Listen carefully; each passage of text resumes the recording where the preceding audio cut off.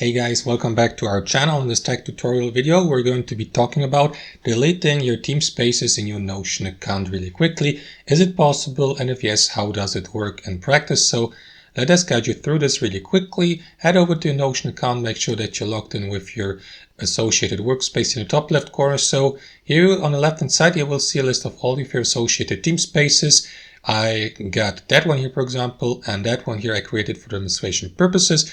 You may add more Teamspaces to your workspace by clicking on these three dots here and by selecting your Teamspace. So that's for another video. For this video, let me just delete that test Teamspace here for the sake of this tutorial. To do that, guys, simply click on these three dots next to your Teamspace's name, and after that, select the option Archive Teamspace. As you can see, you can also leave the Teamspace, but unfortunately there's no option to delete the Teamspace. You need to archive it to hide it from your list and to make it inaccessible for any Teamspace members. So this is how you can do it. Click on these three dots, select Archive Teamspace, confirm the archiving by simply entering the Teamspace name here, confirm by clicking on that button below, and after that the Teamspace will get archived, and as you can see it will also disappear from your workspace and Teamspaces lists here on the left hand side, so that you don't have to bother yourself with it anymore. You can also restore it by simply heading over to your workspace settings in the top left corner and by selecting settings here inside that window.